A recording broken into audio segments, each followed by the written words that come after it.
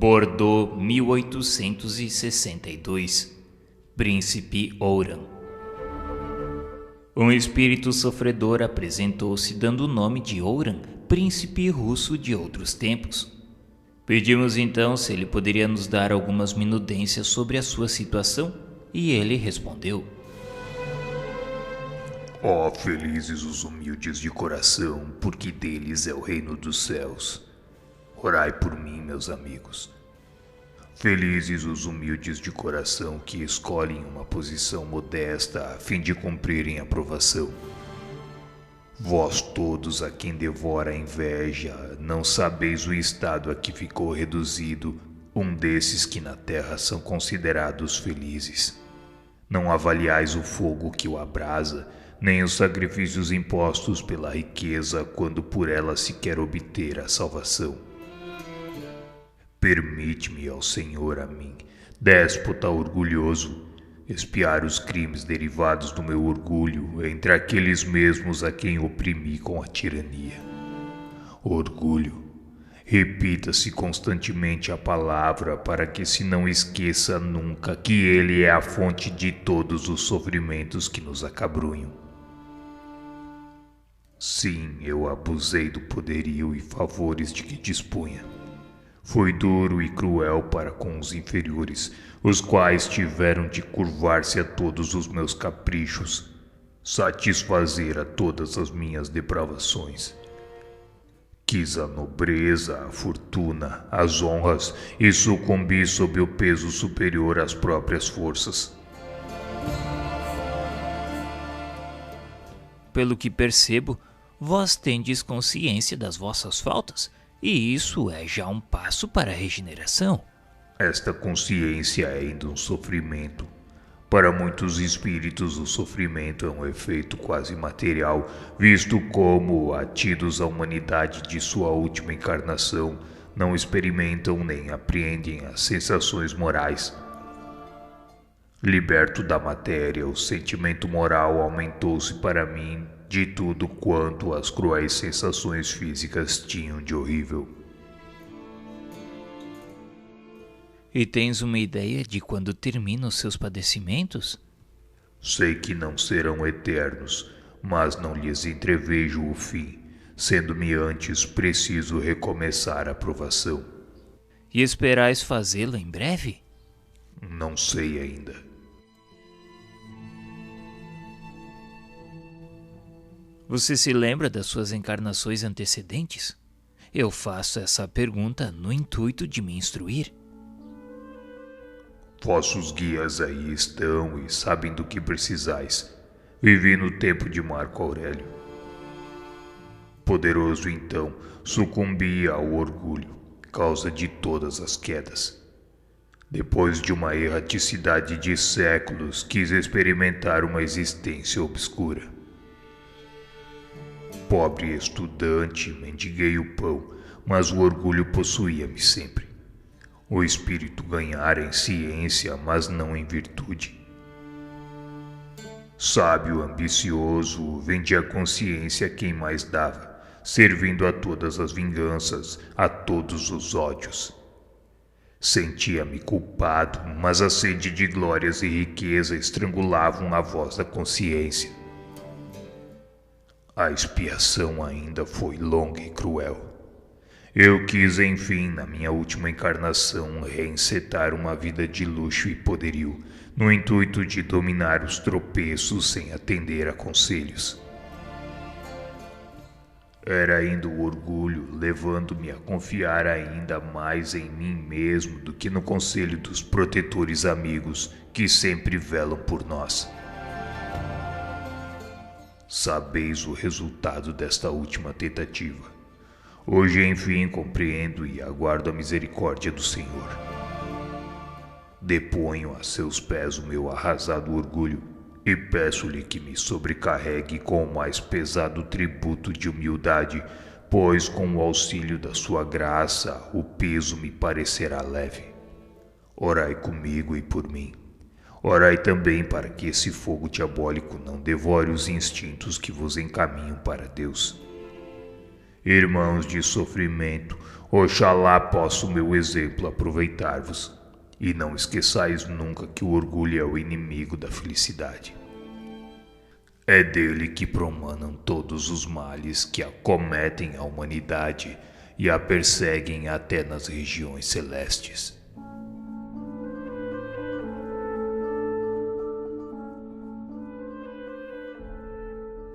Nota: os espíritos que sucumbem são geralmente levados a alegar um compromisso superior às próprias forças, o que é ainda um resto de orgulho e um meio de se desculparem para consigo mesmos, não se conformando com a própria fraqueza. Deus não dá a ninguém mais do que possa suportar. Não exige da árvore nascente os frutos dados pelo tronco desenvolvido. Demais, os espíritos têm liberdade. O que lhes falta é a vontade, e esta depende deles exclusivamente. Com força de vontade não há tendências viciosas insuperáveis, mas quando um vício nos apraz, é natural que não façamos esforços por domá-lo. Assim, somente a nós devemos atribuir as respectivas consequências. Orientação do guia do médium. Concebestes dúvidas sobre a identidade desse espírito, por vos parecer a linguagem em desacordo com o estado de sofrimento, acusando inferioridade. Desvaneceis tais dúvidas porque recebestes uma comunicação séria. Por mais sofredor, este espírito tem assaz culta a inteligência para exprimir-se de tal maneira. O que lhe faltava era apenas a humildade, sem a qual nenhum espírito pode chegar a Deus. Essa humildade conquistou-a agora, e nós esperamos que, com perseverança, ele sairá triunfante de uma nova provação.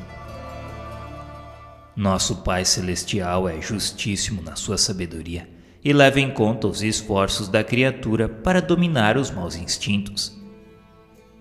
Cada vitória sobre vós mesmos é um degrau franqueado nessa escala, que tem uma extremidade na terra e outra aos pés do Juiz Supremo.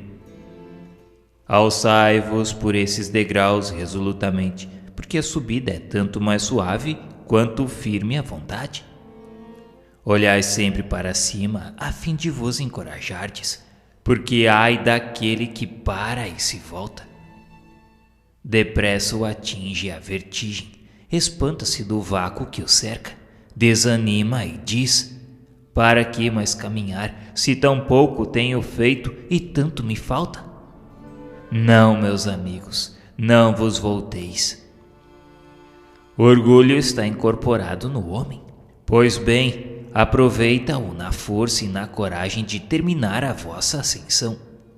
Empregai-o ainda em dominar as fraquezas e galgai o topo da montanha eterna.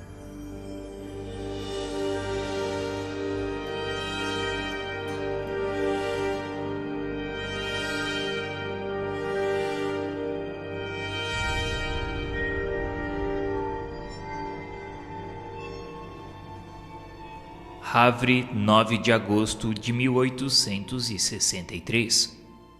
Pascal Lavic.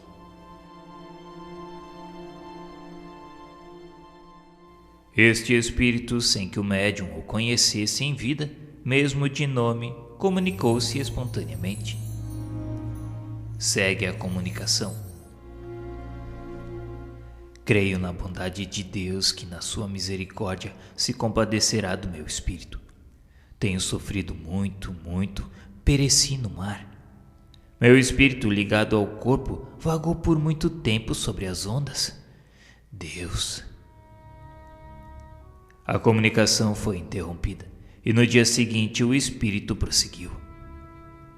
Deus houve por bem permitir que as preces dos que ficaram na terra me tirassem do estado de perturbação e incerteza em que me achava imerso. Esperaram-me por muito tempo e puderam enfim achar o meu corpo. Este repousa atualmente, ao passo que o espírito, libertado com dificuldade, vê as faltas cometidas. Consumada a provação, Deus julga com justiça.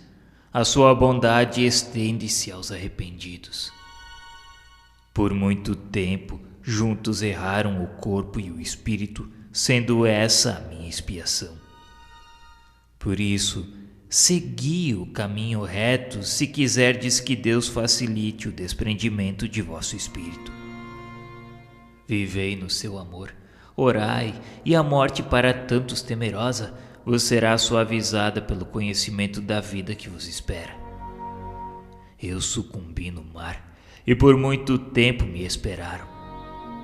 Não poder desligar-me do corpo era para mim uma terrível provação. Eis porque necessito das preces de quem, como vós, possui a crença salvadora e pode pedir por mim ao Deus de justiça. Arrependo-me e espero ser perdoado. A 6 de agosto foi meu corpo encontrado. Eu era um pobre marinheiro e há muito tempo que morri. Orai por mim. Meu nome foi Pascal Lavic. Perguntou-se então ao espírito aonde o seu corpo havia sido encontrado. Ele respondeu que não muito longe de nós. O jornal do Havre, de 11 de agosto de 1863, continha o seguinte tópico, do qual o médium não podia ter ciência. Noticiamos que às 6 do corrente se encontraram um resto de cadáver encalhado entre Blevely e La Hève. A cabeça, os braços e o busto tinham desaparecido, mas apesar disso pôde verificar-se a sua identidade pelos sapatos ainda presos aos pés. Foi reconhecido o corpo do pescador Lavic, que fora arrebatado a 11 de dezembro de bordo do navio L'Alert por uma rajada de mar. Lavic tinha 49 anos de idade e era natural da cidade de Calais. Foi a viúva quem lhe reconheceu a identidade. A 12 de agosto, como se tratasse desse acontecimento no centro em que o espírito se manifestara pela primeira vez, deu este de novo e espontaneamente a seguinte comunicação: Sou efetivamente Pascal Lavic, que tem necessidade das vossas preces. Podeis beneficiar-me, pois terrível foi a provação por mim experimentada. A separação do meu espírito do corpo só se deu depois que reconheci as minhas faltas. E depois disso, ainda não totalmente destacado, acompanhava-o no oceano que o tragara. Orai, pois, para que Deus me perdoe e me conceda repouso.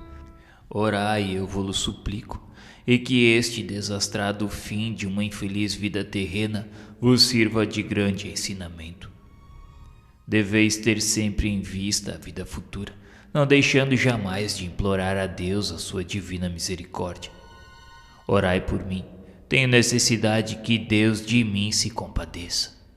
Meu nome foi Pascal Lavic.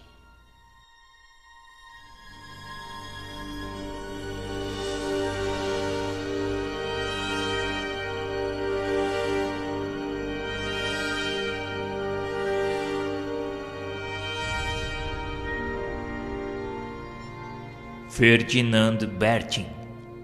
O médium do Havre evocou o espírito de pessoa dele conhecida, que respondeu: Quero comunicar-me, porém não posso vencer o obstáculo existente entre nós.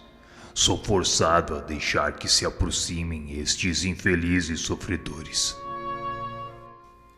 Seguiu-se então a seguinte comunicação espontânea: Estou no medonho abismo. Auxilia-me. Ó meu Deus, quem me tirará deste abismo? Quem socorrerá com a mão piedosa o infeliz tragado pelas ondas?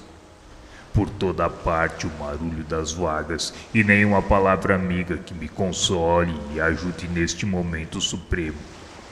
Entretanto, esta noite profunda é bem a morte com seus horrores quando eu não quero morrer. Oh meu Deus, não é a morte futura, é a passada. Estou para sempre separado dos que me são caros. Vejo o meu corpo e o que há pouco sentia era apenas a lembrança da angustiosa separação. Tende piedade de mim, vós que conheceis o meu sofrimento. Orai por mim, pois não quero mais sentir as lacerações da agonia, como tem acontecido desde a noite fatal. Essa é, no entanto, a punição. Bem a precinto, conjuro-vos a orar. O mar, o frio, vou ser tragado pelas ondas. Socorro!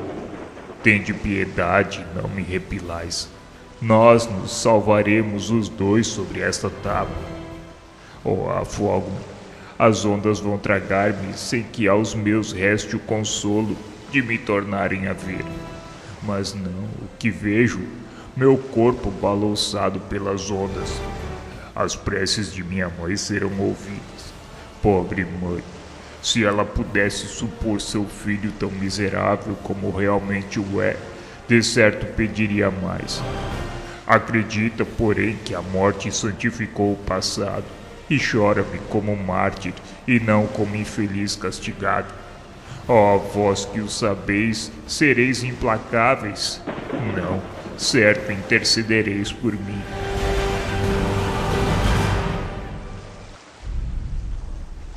Desconhecido inteiramente esse nome, não sugeria sequer à memória do médium uma vaga lembrança, pelo que supôs fosse de algum desgraçado náufrago que se lhe viesse manifestar espontaneamente, como sucedia várias vezes.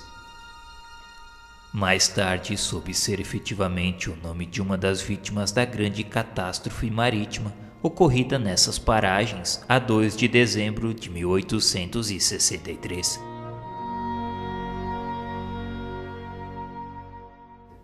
A comunicação foi dada a 8 do mesmo mês, 6 dias, portanto, depois do sinistro. O indivíduo perecera fazendo tentativas inauditas para salvar a equipagem e no momento em que se julgava ao abrigo da morte. Não tendo qualquer parentesco com o médium, nem mesmo conhecimento, por que se teria manifestado a este em vez de o fazer a qualquer membro da família? É que os espíritos não encontram em todas as pessoas as condições fluídicas imprescindíveis à manifestação. Este, na perturbação em que estava, nem mesmo tinha liberdade da escolha. Sendo conduzido instintivamente e atrativamente para este médium, dotado ao que parece de aptidão especial para as comunicações deste gênero. Também é de supor que pressentisse uma simpatia particular, como outros a encontraram em idênticas circunstâncias. A família estranha ao espiritismo, talvez infensa mesmo a esta crença, não teria acolhido a manifestação como esse médium. Posto que a morte remontasse a alguns dias, o espírito lhe experimentava ainda todas as angústias. Evidente, portanto, que não tinha consciência da situação. Acreditava-se vivo, lutando com as ondas, mas ao mesmo tempo se referindo ao corpo como se dele estivesse separado. Grita por socorro, diz que não quer morrer e fala logo após da causa da sua morte, reconhecendo nela um castigo. Toda essa incoerência denota a confusão das ideias, fato comum em quase todas as mortes violentas. 2 meses mais tarde, a 2 de fevereiro de 1864, o espírito de novo se comunicou espontaneamente pelo mesmo médium, dizendo-lhe o seguinte: A piedade que tivestes dos meus tão horríveis sofrimentos aliviou-me. Compreendo a esperança, entrevejo o perdão, mas depois do castigo da falta cometida. Sofro continuamente e, se por momentos permite Deus que eu entreveja o fim da minha desventura, devo às preces de caridosas almas apiedadas da minha situação.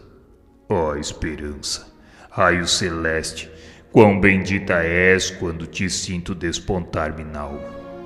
Mas, o abismo, escancara-se o terror e o sofrimento absorvem o pensamento de misericórdia. À noite, sempre à noite, a água, o bramir das ondas que me tragaram são apenas pálidas imagens do horror em que se envolve o meu espírito. Eu fico mais calmo quando posso permanecer junto de vós, pois assim como a confidência de um segredo ao peito amigo nos alivia, assim a vossa piedade, motivada pela confidência da minha penúria, acalma o sofrimento e dá repouso ao meu espírito. Fazem-me bem as vossas preces, não me as recuseis. Não quero reapossar-me desse hórrido sonho que se transforma em realidade quando vejo. Tomai o lápis mais vezes, muito me aliviará ao comunicar convosco.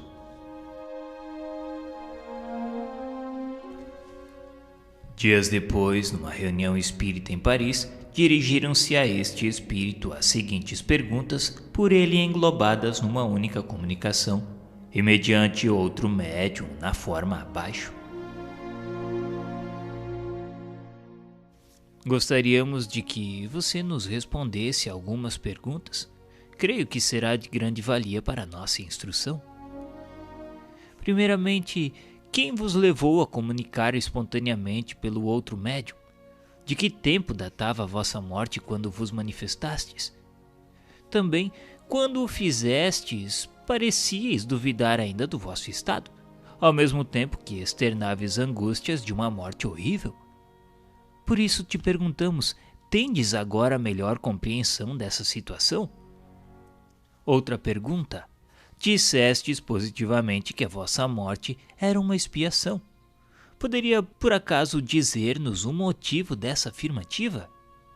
Todas essas respostas constituirá ensinamento para nós e ser-vos-á um alívio. Por uma confissão sincera fareis jus à misericórdia de Deus, a qual solicitaremos em nossas preces.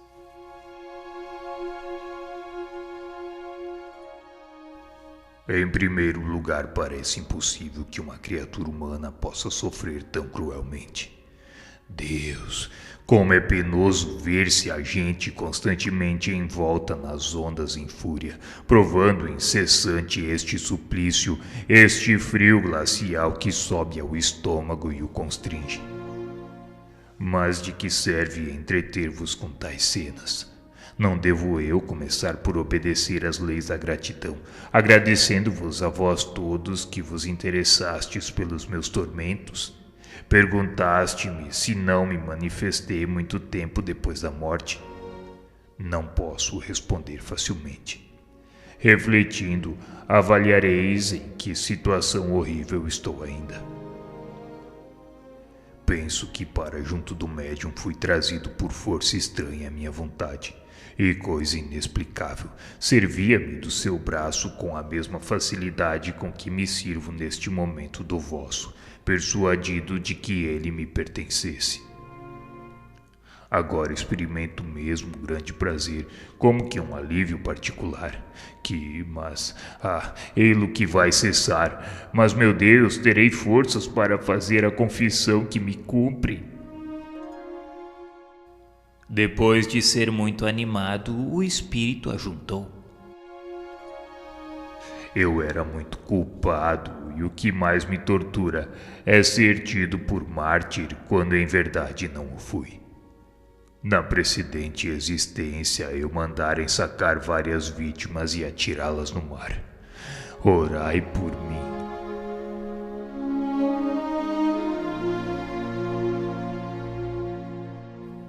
Comentário de São Luís a esta comunicação. Esta confissão trará grande alívio ao espírito que efetivamente foi bem culpado. Honrosa, porém, foi a existência que vem de deixar. Era amado e estimado de seus chefes. Essa circunstância era o fruto do seu arrependimento e das boas resoluções que tomou antes de voltar à terra, onde, tanto quanto fora cruel, desejara ser humano. O devotamento que demonstrou era uma reparação, sendo-lhe, porém, preciso resgatar as passadas faltas por uma expiação final, a da morte que teve. Ele mesmo quis purificar-se pelo sofrimento das torturas que a outro infligira, e reparai que uma ideia o persegue, apesar de ser tido como mártir.